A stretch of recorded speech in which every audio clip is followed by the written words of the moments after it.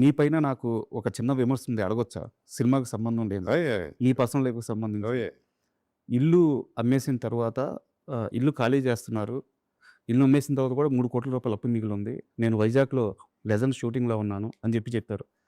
ఆహ్, అసలు అది కరెక్టేనా? ఎందుకంటే జీవితంలో మిమ్మల్ని నమ్ముకొని ఒక పర్సన్ వచ్చారు. సో, వారికి ఆ ఇల్లు ఖాళీ చేయడం అంటే నా ఇంట్లో నేను చూసాను. అలా ఇల్లు ఖాళీ చేసి బయటకొచ్చారు. ఎంత పెయిన్ ఉంటదో పిల్లలకి, లేడీస్‌కి. మా నాన్నగారు అలా ఎళ్తున్నప్పుడు. ఆ క్షణంలో మీరు అక్కడ ఉండుంటే బాగుండేది గదా! 100% ఎమోషనల్ పాయింట్ ఆఫ్ వ్యూలో మీరు అన్నది కరెక్టే. సార్.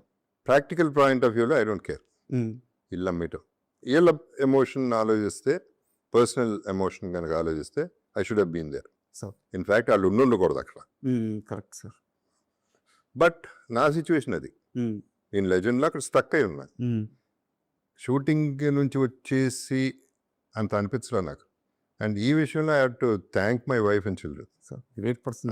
డెఫినెట్‌లీ. ఆళ్ళు ఇప్పటివరకు అప్పుడు అడగలా, ఇప్పుడు అడగలా. హ్మ్. మీరు లేకుండా నేను ఖాళీ చేశాను ఇల్లు అనే టాపికే రాలే ఇంతవరకు. సో, ఆళ్ళు లైట్ తీసుకున్నారు. డెఫినెట్‌గా లైట్ తీసుకోలా. ఇబ్బంది పడుంటారు. హ్మ్. డౌట్ లేదు. But that is the way of life. Sir. ఏం చేస్తాం? అది అయిపోయింది ఇక. నా చేతుల్లో లేదది. అని చెప్పి ఉన్న సినిమా కూడా దాన్ని ఇబ్బంది పెట్టి ఇక్కడికొచ్చి what is the point in doing it? అట్లా ఫ్యామిలీ సపోర్ట్ నాకు విపరీతంగా ఉంది కాబట్టి I'm living the way I'm living. Sir.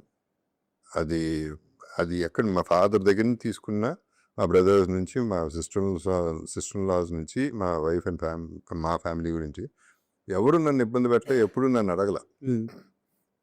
అంతఃపురం అప్పుడు ఫర్ ఎగ్జాంపుల్ నేను చేసేటప్పుడు డబ్బింగ్ చెప్తున్నాను. Crucial dubbing అయిపోవాల్సిందే.